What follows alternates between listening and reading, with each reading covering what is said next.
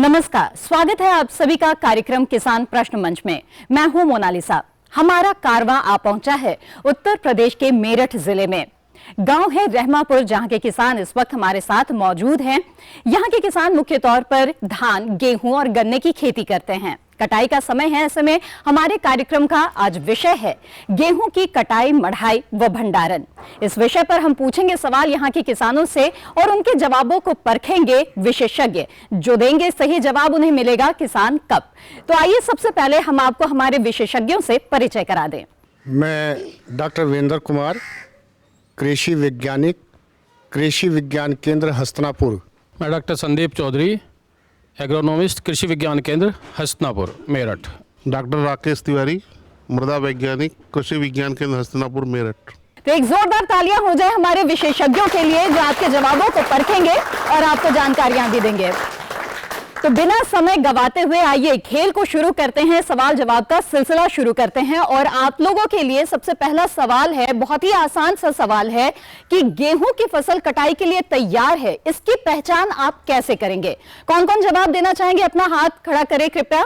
जी, तो 2 हाथ यहां से खड़े हुए हैं और भी कई लोग हैं जो जवाब देना चाहते हैं। सबसे पहले मैं चाहती हूं कि इनको मौका दिया जाए कि गेहूं की जो फसल है वो कटाई के लिए तैयार है, ये पहचान ये कैसे करेंगे? खड़े हों और अपना नाम सबसे पहले बताएं और जवाब दें।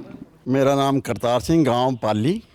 जी बताएं। गेहूं की कटाई के लिए उसमें 80% सूखा होना चाहिए, 20% नमी होनी चाहिए। जी, इसकी जानकारी हमें होगी। हम गेहूं का दाना निकाल के मुंह में गिरेंगे, उसके चबाने से जानकारी हो जाएगी इसमें कितनी नमी है, कितना सूखा है। जी, तो चलिए विस्तार से आपने जवाब दिया है। अपने जगह पर बैठ सकते हैं। कुछ लोग और यहाँ पर हैं जो जवाब देना चाहते हैं, जवाब दे सकते हैं। जी बताइए। मेरा नाम बालेश कुमार है और मैं यहीं का निवासी हूँ। गेहूं की कटाई के लिए, पकने के लिए, जब पकता है तो उसकी पहचान इससे होती है कि एक तो वो जो बाली होती है वो मुड़ जाती है। अच्छा। नंबर 2, उसका दाना निकाल के जो है उसे मुंह में डाल के देखते हैं। कट देसी बोलता है तो पका हुआ होता है, ठीक। और यदि मुलायम बोलता है तो नहीं पका हुआ होता है। ठीक है, तो 2 लोगों के जवाब यहाँ पे ले लिए। कुछ और लोग जो यहाँ से जवाब देना चाहेंगे, मैं चाहूंगी कि आप हाथ उठाएं। कोई इस तरफ है जो जवाब देना चाहेंगे इस बात का? जो सवाल पूछा गया है कि गेहूं, अच्छा आप जवाब देना चाहते हैं, बताएं कैसे आप समझेंगे कि जो गेहूं की फसल है वो कटाई के लिए तैयार? मेरा नाम संजीव कुमार है। ठीक है। मैं ग्राम रहमपुर का निवासी हूँ। ठीक है। गेहूं की फसल यदि पकी होती है तो उसमें सबसे पहले हम उसके नाड़वा होता है उसे भी देखते हैं। उसका जो नाड़वा है उसमें नमी नहीं होनी चाहिए। जब वो चूर मूर हो जाता है तब ये पता चलता है कि ये गेहूं जो है कटाई योग्य हो गया है, तथा जो है उसकी बाल जो है मुड़ जाती है और उसका जो दाना है वो पूर्ण रूप से जो है सूख जाता है। सूखने के बाद में वो बिल्कुल जो है एक पक्का हुआ, दबाने से भी नहीं दबता वो। अच्छा, तो इस तरह से गेहूं की फसल जो है पकी हुई होती है। चलिए, तो 3 जवाब यहाँ पर हमने लिए हैं। मैं चाहूंगी कि जो हमारे विशेषज्ञ हैं उनसे हम पूछें कि किनका जवाब उनको सबसे ज्यादा सटीक लग रहा है, जो किसान कप के हकदार बन सकते हैं। जी डॉक्टर चौधरी बताएं हमें। मैं समझता हूँ मैडम कि जो दूसरे नंबर पे हमारे किसान भाई ने जवाब दिया उसमें उन्होंने एक पॉइंट और जोड़ दिया था, तो वो इस किसान कप के ज्यादा हकदार हैं। जी, तो बिल्कुल आइए यहाँ पर और किसान कप के आप हकदार बनते हैं। जोरदार तालियां हो जाए यहाँ पर। बहुत ही अच्छा जवाब आपने दिया है और इसके बारे में और भी विस्तार से हम अपने विशेषज्ञों से जानकारी लेते हैं। जी, अपने जगह पर बैठ सकते हैं। डॉक्टर चौधरी बताएं और थोड़े विस्तार से किस तरह से पहचान करें कि कटाई के लिए फसल तैयार है? किसान भाइयों देखो, जो अभी हमारे बीच हमारे किसानों ने जवाब दिए वे बिल्कुल दुरुस्त थे। और उसमें आमतौर पर हम ये देखते हैं कि जब हमारी गेहूं की जो बालियां हैं तने पर से हल्की सी वो मुड़नी शुरू ऐठन से लेती हैं, वो भी एक सबसे अच्छा इंडिकेशन है उसका। और अगर हम अपने हाथ से गेहूँ काटते हैं तो दांती से, जब हम अपनी दांती से हाथ के द्वारा कटाई करते हैं तो उसमें लगभग 20% से कम नमी होनी चाहिए। और अगर हमें कंबाइन से या रीपर से कटवाना होता है तो वो नमी जो है वो 14% के करीब होनी चाहिए, और कम थोड़ी नमी होनी चाहिए। क्योंकि अगर रीपर से हम काटते हैं या हार्वेस्टर से कटाते हैं तो अगर नमी ज़्यादा उसमें रहती है तो वो दाना जो है कटने का अंदेशा रहता है, और कटता भी है। अंदेशा क्या रहता है? दूसरी चीज़ एक अभी और जवाब दिया था कि चबाने पे, अगर वो चबाने पे कट बोलता है, आराम से चब जाता है, तो इसका मतलब वो कट की आवाज़ करता है चबाने पे। एक हमारा ग्रामीण तजुर्बा ही है ये ग्रामों का, किसानों का, कि अगर दाना चबाने पे कट की आवाज़ करता है तो इसका मतलब गेहूँ हमारा कटाई के लिए तैयार है। यही मोटे मोटे निर्देश इसमें गेहूं की कटाई। जी चलिए, अब खेल को आगे बढ़ाते हैं और इनसे पूछते हैं अगला सवाल और देखते हैं कि कितने लोग इसका जवाब दे पाते हैं। बहुत आसान सा सवाल है। दूसरा सवाल आप लोग के लिए ये है कि जो फसल अवशेष है उसे क्यों नहीं जलाना चाहिए। कई किसान हैं जो जला देते हैं फसल अवशेष को, लेकिन ये कहा जाता है कि नहीं जलाना चाहिए। कौन कौन जवाब देना चाहेंगे कि क्यों नहीं फसल अवशेष जलाना चाहेंगे? तो पीछे बैठे हमारे कुछ साथी हैं जो यहाँ पर इस बात का जवाब देना चाहते हैं कि जो फसल अवशेष है, कटाई के बाद जो बचता है, उसे क्यों नहीं जलाना चाहिए। तो आइए देखते हैं कि कितने लोग इसका सही जवाब दे पाते हैं यहाँ पर। जी बताएं, अपना नाम बताएं। जी मैम, मेरा नाम अभिषेक। अगर हम फसल के अवशेष को जलाते हैं जिससे निकला हुआ धुआं प्रदूषण को प्रदूषित करता है और उससे काफ़ी बीमारियां होती हैं। इसके बावजूद मिट्टी के जो कुछ पोषक तत्व हैं वो भी उससे जलने के बाद ख़त्म हो जाते हैं, जिससे मिट्टी के अंदर बहुत सारी बीमारियां उत्पन्न होती हैं और जो मनुष्य के लिए भी बहुत हानिकारक होती हैं। जी चलिए, तो प्रदूषण के लिहाज से ये काफी अहम हो जाता है। कुछ लोग और यहाँ से हाथ उठाया था जो इसका जवाब देना चाहते थे, तो बताएं क्या जवाब देना चाहेंगे। अच्छा लीजिए, आप भी जवाब दें। मेरा नाम लाखन सिंह है। ये फसल को जलाते हैं उसके केवल प्रदूषण ही फैलता और कोई बीमारी नहीं होती उससे। ठीक है, प्रदूषण के लिए। हाँ बताएं। मेरा नाम आयुषी है। अगर हम उस फसल को जलाते हैं तो उससे वातावरण प्रदूषित हो जाता है और उससे बहुत सारी बीमारी हो जाती है। वो धुआं हमारे लंग में पहुंचकर उससे अनेक बीमारी हो जाती है, जैसे कैंसर वगैरह होता है। और उससे हमारे जैसे धुआं फैलता है तो हमारी फसलें खराब होती है और वातावरण में प्रदूषित हो जाता है। जी, तो प्रदूषण एक मुख्य वजह है जैसे कि यहाँ पर मौजूद किसानों ने बताया, लेकिन किसका जवाब ज्यादा सटीक है, ज्यादा जानकारी कहाँ से निकल कर आती है, किसान कब किसे मिल पाता है, आइए इसके बारे में जानते हैं। डॉक्टर तिवारी बताएं। फसल अवशेष को इसलिए नहीं जलाना चाहिए कि एक तो जब फसल अवशेष जलता है तो उसमें से कार्बन डाइऑक्साइड और कार्बन मोनोऑक्साइड निकलती है जो कि फेफड़ों के लिए हानिकारक है। और अगर हम फसल अवशेष को कंपोस्ट के रूप में बनाएं तो एक तो उससे मृदा का स्वास्थ्य जो है वो ठीक होगा और जो हमारा जीवांश कार्बन है जो 0.8% होना चाहिए वो दिनों प्रतिदिन घटता जा रहा है। जैसे अगर हम गेहूं की बात लें, जैसे अभी गेहूं कटाई होगी, अगर उसमें हम देखें अगर जो अवशेष है तो उसमें 0.49% तो नाइट्रोजन है, 0.23% आपका फास्फोरस है और 1.25% पोटास है। जैसे सबसे ज़्यादा किसान भाई जलाते हैं पुआल को, धान, तो धान को नहीं जलाना चाहिए। धान में सबसे ज़्यादा 0.59% नाइट्रोजन है और उसके बाद 0.25% आपका फास्फोरस है और 1.66% आपका पोटास है। तो इससे आपका एक तो उर्वरक की पूर्ति हो जाती है और दूसरा क्या है कि उर्वरकों का हम रासायनिक उर्वरक जो अंधाधुंध प्रयोग कर रहे हैं वो हम एक फसल अवशेष के रूप में उर्वरकों का प्रयोग कम भी कर सकते हैं, जिससे लागत कम आएगी और हमारा उत्पादन बढ़ेगा और मृदा स्वास्थ्य जो है जीवांश कार्बन की मात्रा बढ़ेगी। तो जो अभिषेक जी का प्रश्न है, उत्तर है वो लगभग कुछ सही है। जी, तो जोरदार तालियां हो जाए अभिषेक जी के लिए। यहाँ पर आए और आप किसान कब के हकदार होते हैं। बहुत ही अच्छी जानकारी आपने दी, बहुत बहुत धन्यवाद। चलिए एक और सवाल पूछते हैं और देखते हैं कि कितने जो किसान हैं उसका सही जवाब दे पाते हैं। और बहुत ही सामान्य सा ये सवाल है, आप लोगों के काम आता है। थ्रेसिंग करते समय किन बातों का ध्यान रखना चाहिए? तो थ्रेसिंग आप लोग करते होंगे, किन बातों का ध्यान रखना चाहिए? कौन कौन जवाब देना चाहेंगे? अपने हाथ खड़े करें, बताइए, जवाब दीजिए। थ्रेसिंग करते समय किन किन बातों का ध्यान रखना चाहिए? अपने हाथ खड़े कीजिए। जी जी जी, चलिए जवाब दीजिए। मेरा नाम संजय कुमार, गांव रहमापुर, तहसील मवाना, जिला मेरठ। थ्रेसिंग करते वक्त जो है हमें एक विशेष ध्यान रखना चाहिए कि सावधानी बरतें और सावधानी बरतने साथ थ्रेसिंग के समय हमने जो कपड़े पहने हैं वे जो है चुस्त होने चाहिए, ढीले कपड़े नहीं होने चाहिए, उनसे जो है एक्सीडेंट का खतरा रहता है जी। और जो है जो हमारी फसल है वो सही पकी होनी चाहिए। ठीक है, और बताइए पीछे से कोई अगर जवाब देना चाहेंगे, आप एक बार फिर से जवाब देना चाहते हैं?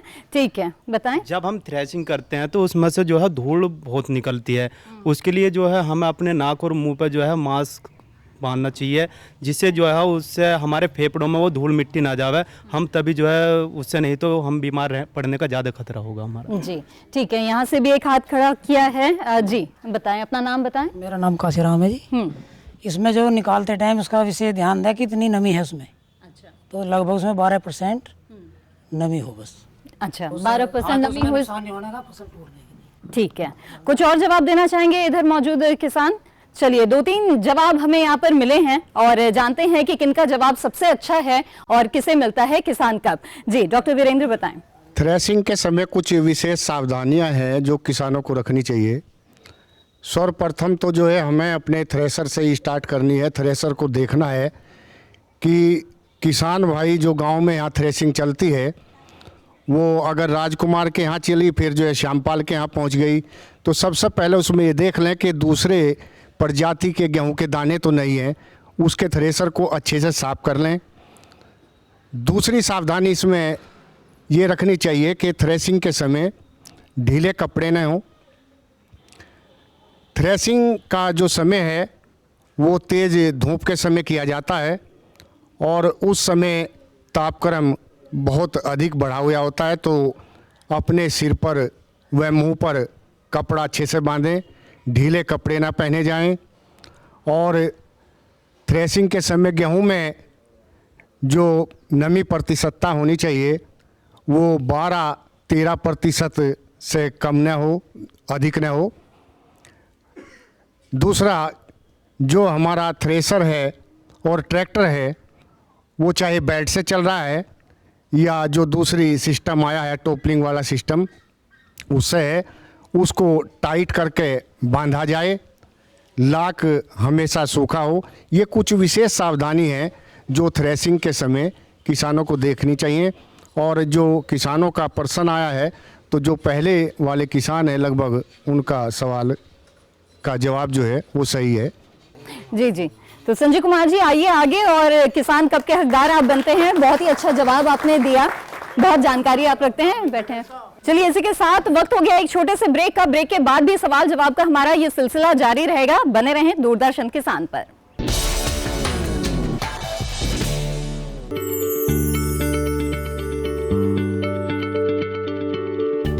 क्या आप किसी बीमारी से परेशान हैं? चाहते हैं डॉक्टर की सलाह? तो हम हैं आपके साथ। बताएंगे आपको जीने की राह। समस्याएं आपकी, समाधान देश के मशहूर विशेषज्ञों के। घर बैठे बात करें देश के जाने माने डॉक्टरों से। हर शनिवार शाम 6 बजे से 7 बजे तक फोन कर डॉक्टरों से करिए सीधी बात। हमारे लाइव प्रोग्राम स्वस्थ किसान में हमारे टोल फ्री नंबर है 1800-113060 और 1800-113061।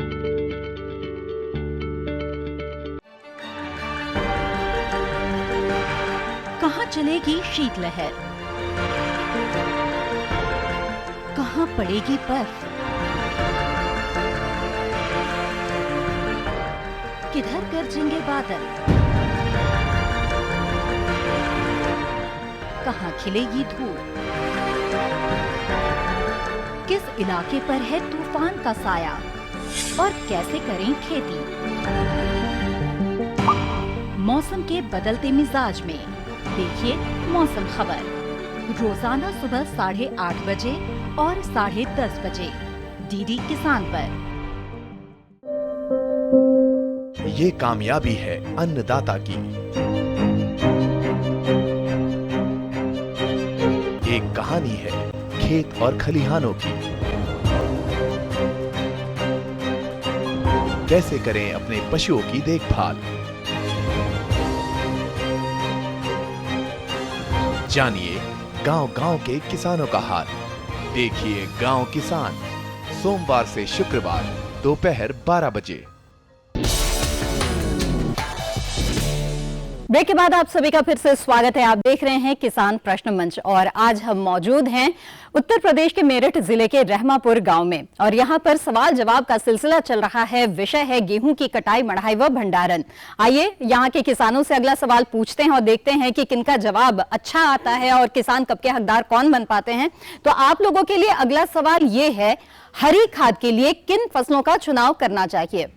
तो कौन कौन इसका जवाब देना चाहेंगे? हरी खाद के लिए किन फसलों का चुनाव करना चाहिए? चलिए, तो 2-3 हाथ उठे हैं ऐसे किसानों के जिन्होंने पहले भी जवाब दिया है, तो मैं सोच रही हूँ कि इनको बाद में मौका दिया जाए, लेकिन जरूर मौका मिलेगा। कुछ और जो किसान यहाँ पर हैं उनको हम देते हैं मौका। जी बताइए। मेरा नाम लाखन सिंह है।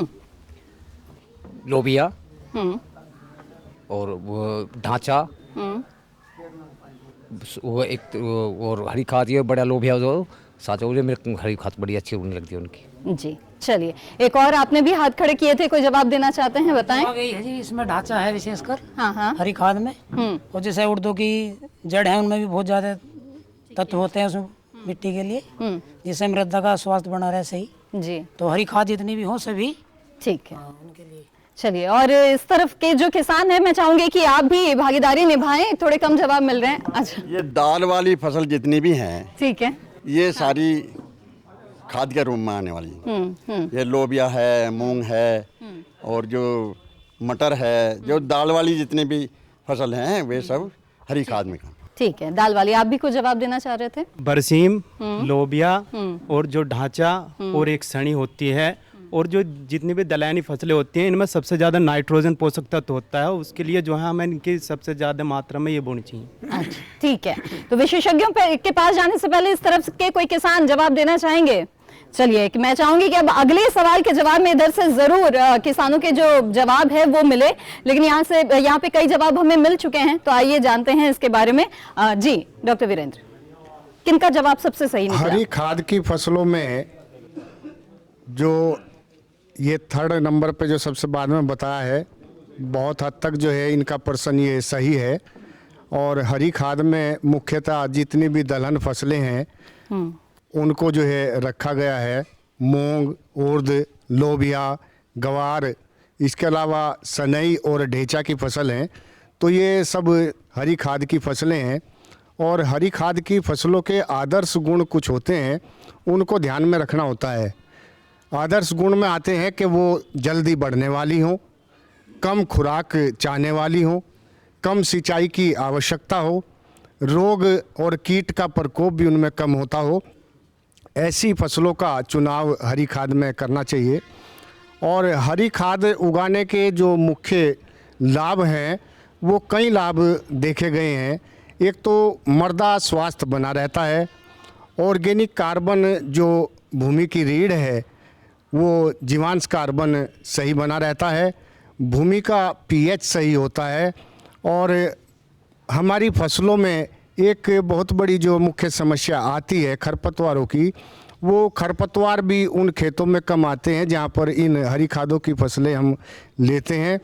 एक सावधानी इसमें बुआई और इसके पूरे कंप्लीट ड्यूरेशन में ये ध्यान रखने की है कि किस समय पर बहुत अच्छी हरी खाद की फसल खेत में हमारे लगेगी, वो कौन सा समय है, कब हमको जो है उसको उसमें टर्न करना चाहिए, ये इम्पोर्टेंट है। नहीं तो कई बार जो हमारा मेन उद्देश्य है कि हम भूमि स्वास्थ्य को इम्प्रूव करें, उसकी उर्वरता को बढ़ाएं, वो निगेटिव हो जाता है। हरी खाद की फसल में ये ध्यान रखना है कि 40 से 45 दिन के बाद अगर हमारी फसल जाती है तो जो लाभ है उसका अनुपात घटना प्रारंभ हो जाता है। कारण ये कि ज़मीन के अंदर सूक्ष्म जीवाणु होते हैं और वो जीवाणु उस हरी खाद को सड़ाते हैं। उन जीवाणुओं को जैसे हमारी फसल की अवधि बढ़ती है तो उनको सड़ाने में ज़मीन के अंदर से नाइट्रोजन को जो है टेकअप करना पड़ता है और तब वो सड़ाते हैं। तो जो नाइट्रोजन ज़मीन के अंदर पहुंचनी चाहिए उस नाइट्रोजन की कमी ज़मीन के अंदर हो जाती है अगर हरी खाद की फसल को ज़्यादा लंबे समय तक हम नहीं टर्न करते। तो 40-45 दिन पर टर्न करना बहुत आवश्यक है। बिल्कुल, तो ये बहुत ही महत्वपूर्ण जानकारी है जिन बातों का ध्यान रखना चाहिए किसानों को।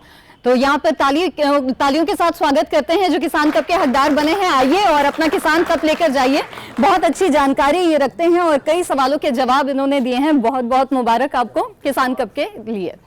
तो चलिए किसान कप के इस सिलसिले को आगे बढ़ाते हैं, सवाल जवाब करते हैं और आगे जो जैसे कि मृदा का जिक्र अभी डॉक्टर वीरेंद्र जी ने किया था, तो आगे इस सवाल को बढ़ाते हैं और जानते हैं कि कितने किसान इस बारे में बता सकते हैं कि मृदा परीक्षण क्या है और इसके लाभ क्या है। ये एक महत्वपूर्ण सवाल है आप लोगों के सामने, हाथ खड़े कीजिए। मृदा परीक्षण के बारे में आप लोगों ने जरूर सुना होगा, ये क्या है और इसके क्या लाभ हैं। तो सबसे पीछे जो खड़े हैं वो जनाब, मैं चाहूंगी कि आप थोड़ा सा आगे इस तरफ आ जाएं, उनसे हम पूछते हैं कि वो मृदा परीक्षण के बारे में कितनी जानकारी रखते हैं। अभी काफी जोर दिया जा रहा है मृदा परीक्षण पर। जी अपना नाम बताएं। जी मेरा नाम अभिषेक। मिट्टी की जांच को मृदा परीक्षण कहते हैं। जैसे खेत के चारों तरफ से 2-2 फुट अंदर से और करीबन 2 इंच मिट्टी हटाकर चारों तरफ से मिट्टी ले और बीच में से भी मिट्टी ले 2 इंच हटाकर उस सारी मिट्टी को तक एक जगह मिला दें और फिर उसके बारे में बाई केमिकल्स के द्वारा उसकी टेस्ट की जाए कि कौन कौन से पोषक तत्व उसमें हैं और कौन कौन से नहीं हैं। फिर उसके बाद जो जिस चीज़ की उसमें कमी होती है वे सभी पोषक तत्व उसमें डाल दिए जाते हैं, जिससे मिट्टी की स्वास्थ्य अच्छा हो जाता है और फसल के लिए बहुत ही लाभदायक होता है, जिसके कारण फसल अच्छी होती है।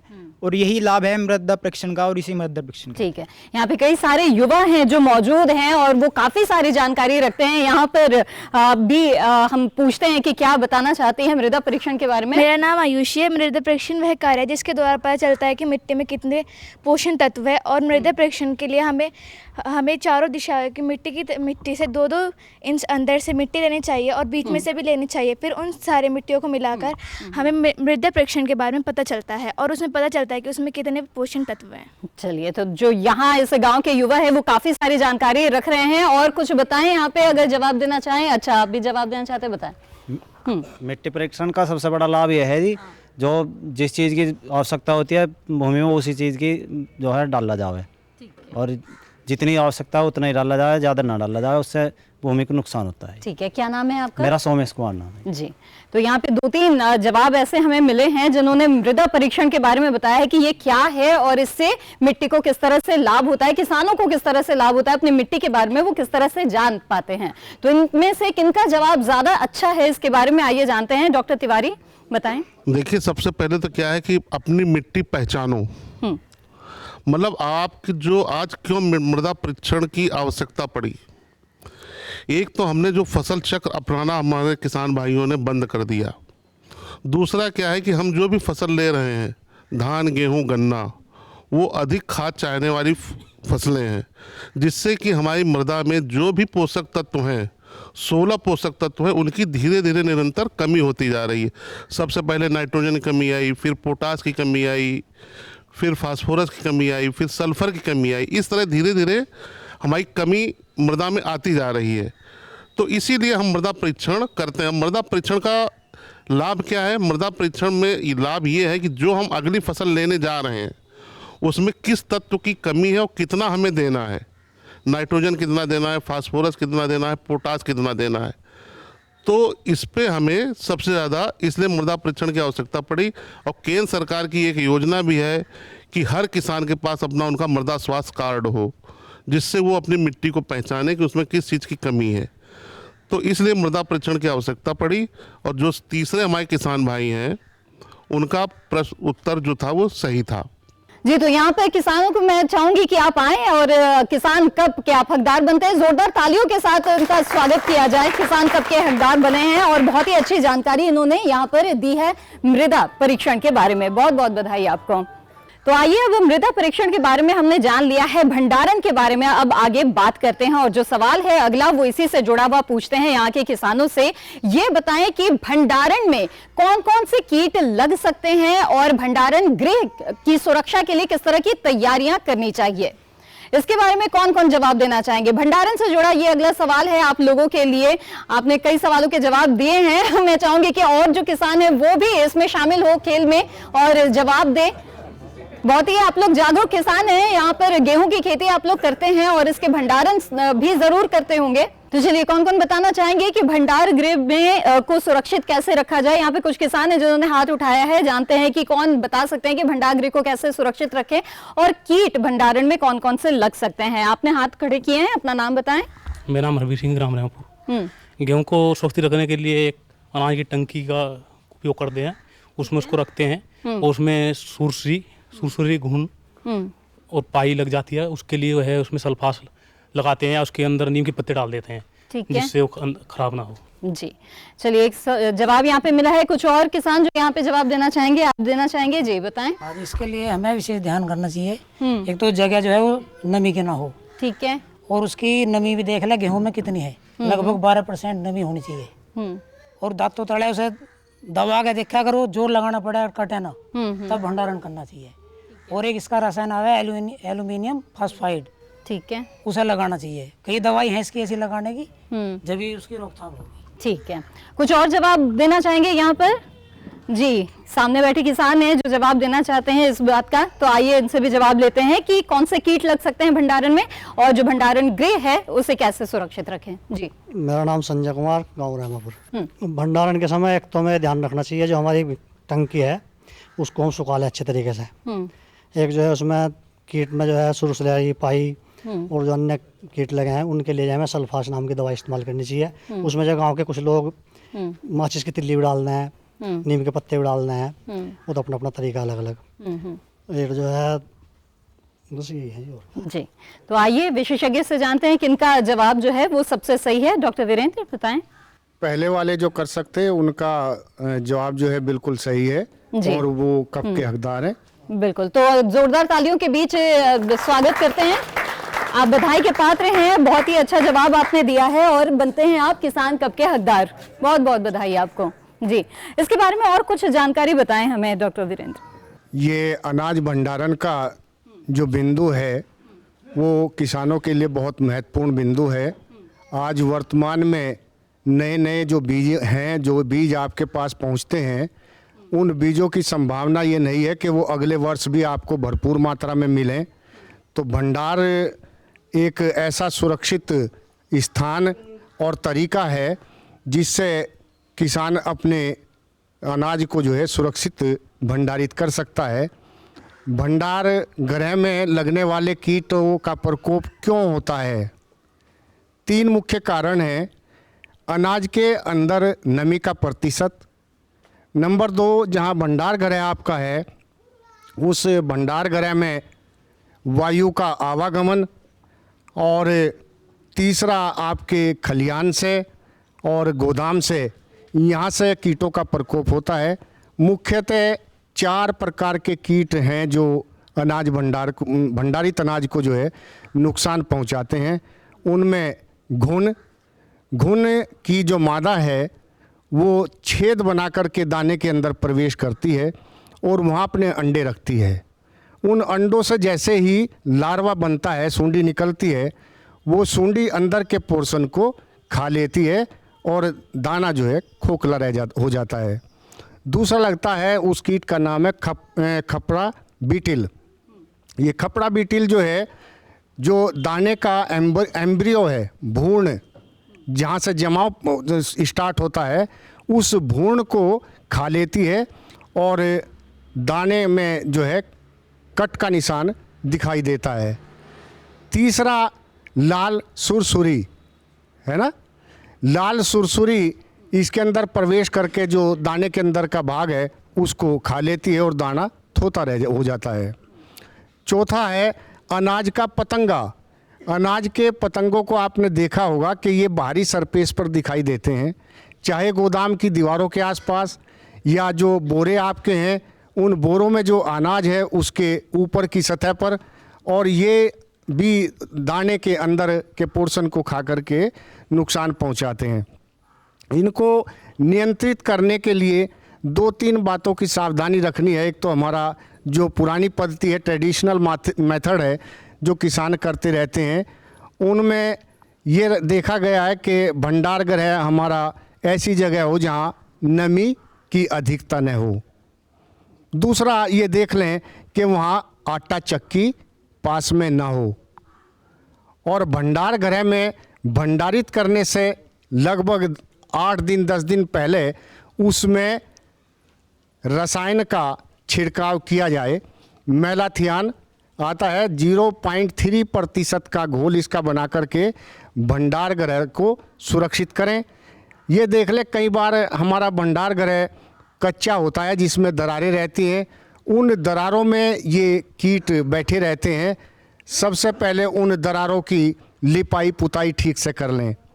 और फिर जैसे मैंने कहा कि नमी का प्रतिशत, भंडारित अनाज को पहले अच्छे से सुखा लें और ये देख लें कि उसमें जो नमी प्रतिशत है वो 8-10% से अधिक न हो, तभी भंडार करना अच्छा है।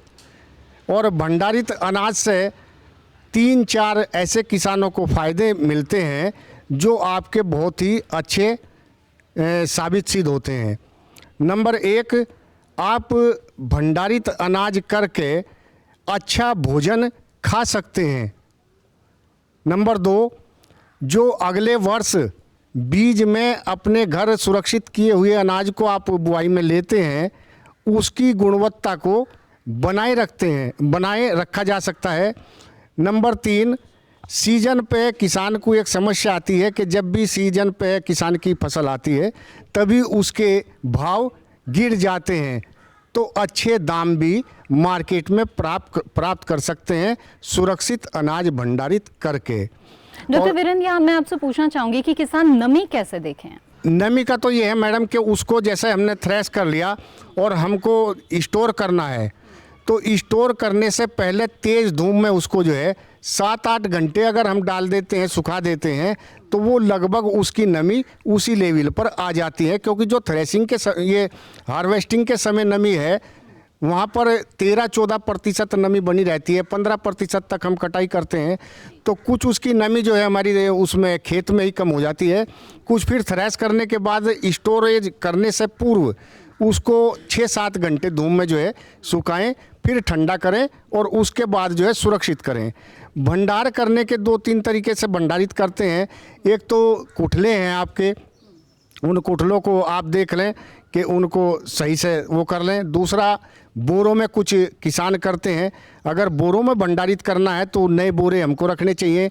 अगर पुराने बोरों का प्रयोग भंडारित में किया जा रहा है तो उसको भी मेलाथियान घोल में जो है उबलते हुए पानी में डालें उन बोरों को, और आधा घंटा उसमें बोरों को रखने के बाद सुखाने के बाद बोरों के अंदर स्टोर करें। और स्टोरेज वाले स्थान में जो मैंने बताया कि जो ये घरेलू तरीका है किसानों का, वहाँ पर भूसा नीचे की तह में जो है भूसा डाल देते हैं, या नीम की पत्तियाँ डाल करके दीवारों से लगभग 50 सेंटीमीटर का स्थान छोड़ करके बोरों की लाइनें आप लगाकर स्टोर कर सकते हैं। और भंडार गृह में एक और ये विशेष आपको ध्यान रखना है कि उसमें जो रोशनदान है, खिड़कियां हैं, वो आप जब चाहें बंद कर दें और जब चाहे खोल लें। क्योंकि ऐसा आपका भंडार गृह होना चाहिए जिसमें जब आप वायु प्रतिरोधी बनाना चाहते हैं, वायु का प्रवेश नहीं होना चाहिए, पूर्णतः रोक दिया जाए। क्योंकि हर जीव को 3 चीज़ों की आवश्यकता है, उसमें हवा, पानी और भोजन। अगर हम इनको अवरोधित कर देते हैं, भंडार गृह को इनके अनुकूल हम कर देते हैं, प्रतिरोध कर देते हैं, उसमें अवरोध कर देते हैं उत्पन्न, तो ये सर्वाइव नहीं करते। ये कुछ बातें हैं जिनको भंडार गृह में ध्यान रखने वाली बातें हैं। बिल्कुल, बहुत ही विस्तार से यहाँ पर जाना कि किस तरह से भंडारण करना चाहिए और भंडार गृह जो है वो कैसा होना चाहिए, तो बहुत ही महत्वपूर्ण जानकारी ये किसानों को मिल पा रही है। बहरहाल इसी के साथ वक्त हो गया है एक और छोटे से ब्रेक का। हम जल्द हाजिर होंगे कुछ और सवालों के साथ। आप बने रहें दूरदर्शन किसान पर।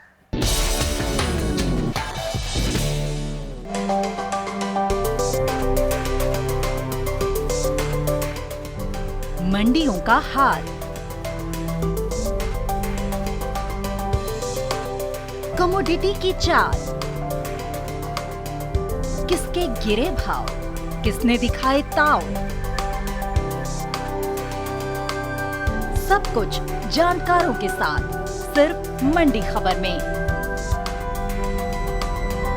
सोमवार से शनिवार सुबह 8 बजे और 10 बजे डीडी किसान पर। हम आ रहे हैं आपके गांव। घूमते फिरते का कारवां पहुंच चुका है मथुरा में। हम आप पहुंचे हैं कांगड़ा जिले में। सामान्य ज्ञान के पूछेंगे सवाल। वार्षिक पुष्कर मेला किस राज्य में आयोजित किया जाता है? इनमें से क्या जैविक रूप से नष्ट नहीं होता है? इसके लिए इनके पास 4 ऑप्शंस हैं। देखें घूमते फिरते रविवार सुबह 7:30 पर।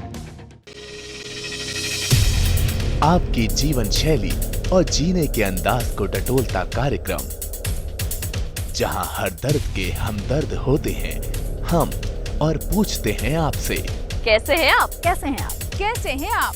जीवन को एक नए अंदाज से जोड़ता एक ज्ञानवर्धक कार्यक्रम, कैसे हैं आप?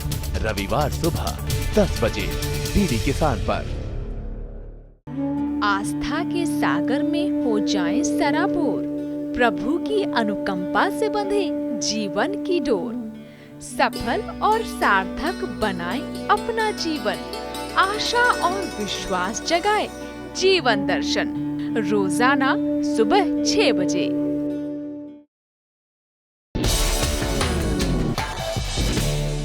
ब्रेक के बाद आप सभी का फिर से स्वागत है। आप देख रहे हैं किसान प्रश्न मंच और हम मौजूद हैं उत्तर प्रदेश के मेरठ जिले के रहमापुर गांव में, जहां पर हम गेहूं की कटाई, मढ़ाई और भंडारण विषय पर सवाल जवाब कर रहे हैं। कई किसान हैं जो यहां पर इस खेल में भाग ले रहे हैं।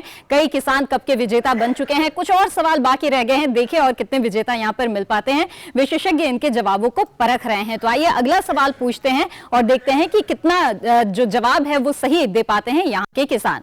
तो यहाँ पर आप लोगों के लिए अगला सवाल ये है कि गेहूं बीज का भंडारण कैसे करें।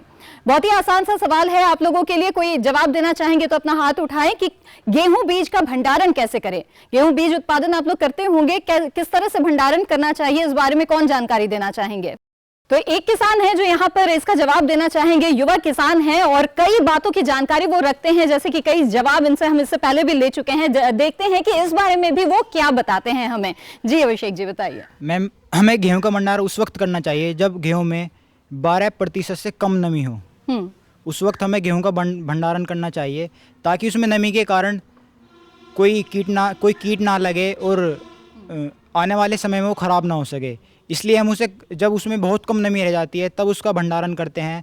और उसमें हम काफ़ी तरह की दवाइयाँ लगाते हैं, जैसे कि नीम के पत्ते हुए। गांव में जैसे अधिकतर नीम के पत्ते का इस्तेमाल करते हैं और बाहर से भी कुछ दवाइयाँ प्रयोग करके इससे उसका भंडारण पूरे अगले साल तक, आने वाले अगले सीजन तक वो गेहूं चलता रहे। जी बिल्कुल सही।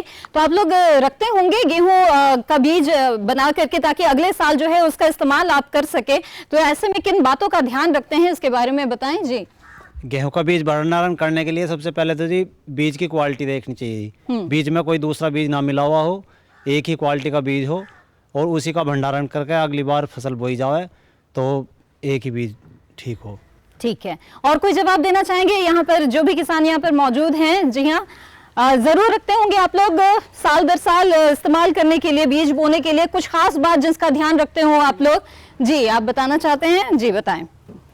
बीज का भंडारण करने के लिए सबसे पहले हमें ये देखना चाहिए कि वो बीज जो है कटा फटा तो नहीं है या बारीक तो नहीं है। और उसका जब हम भंडारण करें तो उसमें पहले हम जो है उसके अनुकूल जो उसमें रोग लगने वाले हैं उनके प्रतिरोध करने के लिए उनके जो हमें दवाई लगानी चाहिए। ठीक है, तो ये आपका जवाब है। आइए जानते हैं हमारे यहाँ मौजूद विशेषज्ञों से कि किनका जवाब सबसे अच्छा है ताकि किसान कप के जो विजेता हैं उन्हें हम बना सके। जी डॉक्टर चौधरी। मैं समझता हूँ कि ये किसी का भी जवाब सही नहीं है यहाँ, क्योंकि देखो दो चीज़ें एक थी कि जहाँ गेहूं का भंडारण होता है, इससे पहला सवाल ये था कि जहाँ गेहूं का भंडारण होता है उसको कैसे सुरक्षित करें। लेकिन अब है कि जो अनाज टंकी के अंदर रखा गया है उसको किस दवाई से सुरक्षित करें, कैसे सुरक्षित करें। तो यहाँ तक नहीं पहुँच पाया किसान। और बहुत आसान तरीका इसका भी है और हमारे यहाँ ज़्यादा प्रचलन में भी है कि सबसे पहले तो ये है कि हमारी जो गेहूँ की नमी है वो 10 से 12% से ज़्यादा उस समय नहीं होनी चाहिए। दूसरी चीज़ है कि इसके लिए हम रसायन का प्रयोग करते हैं। एल्युमिनियम फास्फाइड नाम से एक दवाई आती है, उसका 4 पैकेट, 10 ग्राम का एक पैकेट उसका आता है और 10 क्विंटल बीज के लिए वो 4 पैकेट हम गेहूं में रखते हैं उसको, एल्युमिनियम फास्फाइड के। अभी पहले टिकिया आती थी ये, लेकिन अब सरकार ने, क्योंकि टिकिया से नुकसान होने लगा था, अब पाउडर के नाम से बनाया है। पाउडर में है ये और इसके पैक को थोड़ा सा एक पैक काट देते हैं, अंदर से दूसरा पैक आता है, उसको एज सच गेहूं में दबा के रख देते हैं। एल्युमिनियम फास्फाइड 10 ग्राम का पैकिंग है, 4 पैकेट 10 क्विंटल बीज के लिए पर्याप्त है। और फिर जो नीचे, वो भी पुराना तरीका है हमारा कि हम नीम की सूखी पत्तियों को नीचे, टंकी के नीचे या अनाज की टंकी जो है उसके ऊपर दोनों साइड से रख के और बीच में एल्यूमिनियम फास्फाइड रख देते हैं और उसको बिल्कुल सील बंद कर देते हैं। जब हमें नेक्स्ट ईयर खोलना होता है उसी समय उसको खोलते हैं तो हमारा जो गेहूं है वो सुरक्षित निकलता है। जी, तो चलिए इस सवाल के जवाब के लिए तो किसी किसान को किसान कप नहीं मिल पाया है। अगला सवाल पूछते हैं योजना से जुड़ी हुई, ताकि देखते हैं कि कितनी जानकारी सरकारी योजनाओं के बारे में यहाँ के किसान रखते हैं। बहुत ही महत्वाकांक्षी योजना है। अगला सवाल आप लोगों के लिए ये है कि प्रधानमंत्री कृषि सिंचाई योजना क्या है और इसके क्या लाभ है। मुझे उम्मीद है कि इसका जवाब जरूर आप लोग दे पाएंगे। प्रधानमंत्री कृषि सिंचाई योजना के बारे में बताएं, आप में से कौन बताना चाहेगा। यहाँ पर बहुत ही महत्वाकांक्षी योजना है ये सरकार की, और नाम से ही समझ में आ रहा है कि ये किससे जुड़ी हुई योजना है। अगर कोई आप लोगों में से बताना चाहे प्रधानमंत्री कृषि सिंचाई योजना के बारे में, तो चलिए यहाँ बैठे जो विशेषज्ञ हैं उनसे ही हम इस योजना के बारे में जानते हैं, ताकि इसका लाभ जो है वो यहाँ के किसान उठा पाए। जी चौधरी जी। मैडम, ये केंद्र सरकार द्वारा प्रधानमंत्री कृषि सिंचाई योजना के तहत हमारे प्रदेश में बहुत काफ़ी समय से चला जा रहा है, क्योंकि हमारे यहाँ लगभग जो जल का स्तर है वो दिन प्रतिदिन प्रत्येक वर्ष घटता चला जा रहा है। तो इस जल स्तर को बनाए रखने के लिए, जल का संचय करने के लिए प्रधानमंत्री कृषि सिंचाई योजना के तहत हमारे यहाँ उत्तर प्रदेश सरकार भी और केंद्र सरकार के द्वारा भी अलग अलग अनुदान दिया जाता है, जिसमें फुहारा सिंचाई और एक हमारी टपका सिंचाई विधि, दोनों प्रकार के यंत्रों पे लगभग 55-50% तक का अनुदान उसमें है। फुहारा सिंचाई में जहां हमारी छोटी फसलें हैं, गेहूं है, धान है, उस पर हम प्रयोग कर सकते हैं। जितनी हमारी बागवान वाली फसलें हैं, जैसे हम आम का है, अमरूद का बाग है और किसी भी प्रकार के बाग हैं, वहाँ टपका सिंचाई विधि, जिसके बूंद बूंद पानी का, वहाँ पे एक बूंद से एक बूंद का प्रयोग वहाँ हम अपने जड़ के पास, पौधे के जो हमारा बाग है उसके पेड़ के पास, जड़ के पास करते हैं, जिससे कि लगभग 90% तक जल की बचत हो जाती है। तो यही हमारी प्रधानमंत्री कृषि सिंचाई योजना के तहत सुविधाएं उपलब्ध हैं। जी, चलिए आगे बढ़ते हैं। और आप लोगों के पास ये एक बहुत ही अच्छा मौका है कि कृषि विशेषज्ञ यहाँ पर मौजूद हैं। अगर कोई सवाल आप पूछना चाहते हैं इनसे, अपने फसलों से जुड़ी हुई किसी तरह की कोई समस्या आ रही है तो पूछ सकते हैं। जी, यहाँ पे एक किसान है जो कुछ सवाल पूछना चाहते हैं हमारे यहाँ मौजूद विशेषज्ञ से। आइए देखते हैं क्या सवाल पूछना चाहते हैं। जी, मैं डॉक्टर साहब से एक सवाल पूछना चाहूँगा कि यहाँ डॉक्टर साहब ने भी 12% का जिक्र करा और कई बार इधर से 12% का हुआ। अगर मैं एक दाना ला कर डॉक्टर साहब के हाथ पर रखूँ तो ये मुझे कैसे समझाएंगे इसमें 12% नमी है? जी, तो ये अहम सवाल है, इसका जवाब अगर आप देना चाहें। देखो, इसमें मेरे ख्याल में हमारे किसान भाई ने केवल 12-13% पकड़ ली ये बात, लेकिन उसमें एक चीज़ भी बताई थी, बिल्कुल सिंपल पहले ही बताया था कि अगर आप उस दाने को उसके साथ बताया था कि अगर उस दाने को आप दांत से चबाकर देखते हैं और अगर वो नहीं कटता है, चबता है, तो वो रखने के लिए है, गेहूं में थ्रेश अपना भंडारण करने के लिए उपयुक्त है। अगर वो कट की आवाज़ के साथ टूट जाता है तो वो थ्रेशिंग के लिए उपयुक्त है।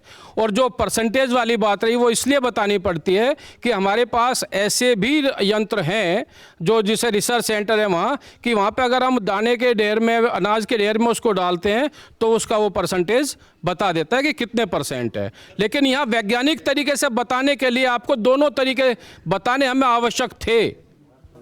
कोई और सवाल पूछना चाहेंगे यहाँ पर मौजूद विशेषज्ञ से?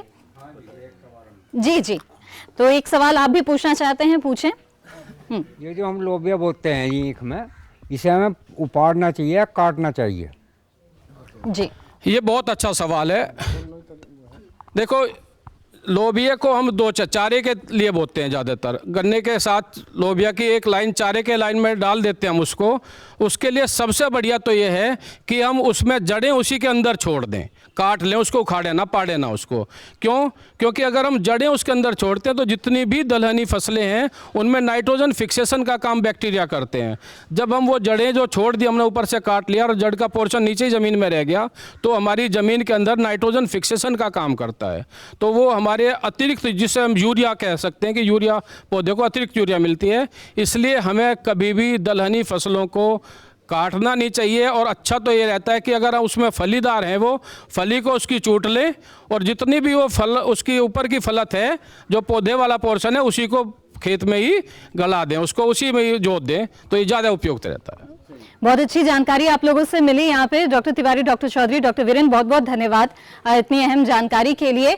और हमें यहाँ पर किसान कप विजेता तो मिले ही, साथ ही बहुत सारी जानकारी भी मिली है और हमारा उद्देश्य भी यही रहता है कि जानकारी का आदान प्रदान इस तरह से होता रहे। तो आज किसान प्रश्न मंच में बस इतना ही। यहाँ के किसानों ने बहुत अच्छी भागीदारी, खासतौर पर युवा किसानों ने जितनी अच्छी भागीदारी दिखाई है वो वाकई में इसके लिए बधाई के पात्र हैं। तो एक जोरदार ताली आप लोग खुद अपने लिए बजा दें और युवा किसानों के लिए तो खास तौर पे होना चाहिए। इसी के साथ किसान प्रश्न मंच में बस इतना ही। हमें दीजिए इजाजत। अगले सप्ताह फिर मिलेंगे किसी और जगह पर, वहां पर कुछ और किसानों से मिलेंगे। तो इसी के साथ आज बस इतना ही। दीजिए इजाजत। नमस्कार।